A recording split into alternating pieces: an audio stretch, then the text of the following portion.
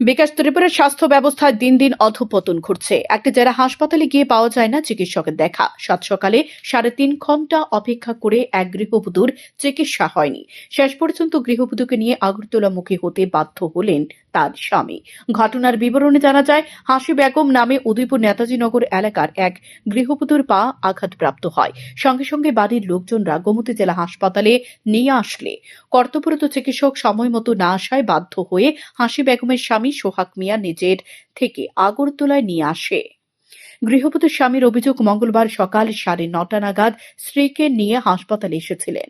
তার স্ত্রী গর্ভবতী। মঙ্গলবার সকালে বাড়িতে কাজ করার সময় পায়ে আঘাত পান। সাথে সাথে হাসপাতালে নিয়ে আসা হয়েছিল। দুপুর 12টা পর্যন্ত কোনো চিকিৎসকের দেখা পাননি তিনি। পরবর্তী সময় বিনা চিকিৎসায় আর থাকতে না পেরে হাসপাতালের নার্সদের জানানো হয় তারা যাতে চিকিৎসকের সাথে যোগাযোগ করেন। নার্সরা চিকিৎসকের সাথে যোগাযোগ করলে চিকিৎসক জানিয়ে দেন রেফার দিয়ে হাসপাতাল থেকে অন্যথায় চলে যাওয়ার জন্য। তিনি বাইরে রোগী দেখছেন। তারপর রোগীর পরিবারের লোকজনরা চরম ক্ষোভ প্রকাশ করে বলেন, গর্ভবতী একজন মহিলাকে এভাবে আঘাতপ্রাপ্ত অবস্থায় হাসপাতালে বিনা চিকিৎসায় ফেলে রাখা চরম গাফিলতি ছাড়া আর কিছুই নয়। যদি রোগীর কোনো কিছু হয় তাহলে এর দায়ভার কে নেবে, প্রশ্ন তুলেন তিনি। শেষ পর্যন্ত স্ত্রীর চিকিৎসা করাতে না পেরে হাসপাতাল থেকে বের হয়ে আগরতলার উদ্দেশ্যে রওনা হন। তিনি জানান, অভিযুক্ত চিকিৎসকের বিরুদ্ধে আইনি পথে হাঁটবেন তিনি, কারণ বিনা চিকিৎসায় 3 থেকে 3.5 ঘন্টা ফেলে রাখা হয়েছে তার রোগীকে।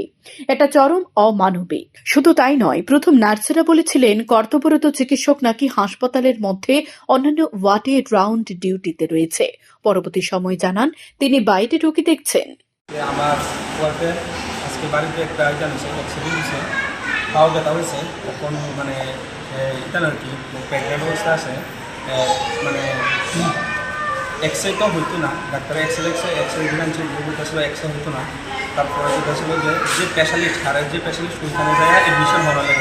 তো আমরা ওইখানে যে অ্যাডমিশন হয়েছি 9টা 9:30 হতো, তখন রাতে বেলা 12টা ওইদিকে যাই বেশিয়ার করতেছে। এখন আমরা জিজ্ঞাসা করছি যে ডাক্তার আসবে না, কোন সময় আসবে, ঠিক আছে। রোগী তো কোনো ব্যথা করতেছে, জিজ্ঞাসা করতেছি পর ডাক্তার রাউন্ডে গেছে, ঠিক আছে। এরপরে ডাক্তার রাউন্ডে গেছে, আমি তো রুগী তো আমরা দেখছি না, রাউন্ডে গেছে রুগী।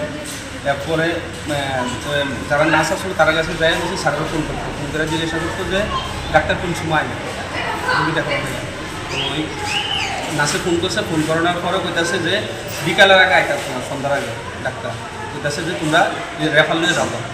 আমি বলছি আমার রুগী 9টা 9:30 সময় আনছে, 3 ঘন্টার মধ্যে এইদিকে ফালিয়ে রাখছে, ফালিয়ে রেখে সে এখন হঠাৎ করে করতেছে রেফার নিয়ে যেতাম না। কী কারণে?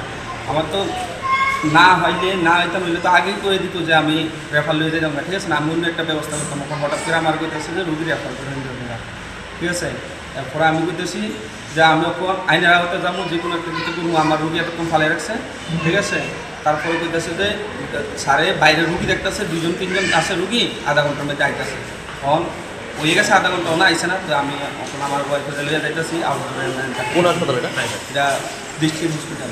এই ঘটনায় দেখা গিয়েছে ক্ষোভ।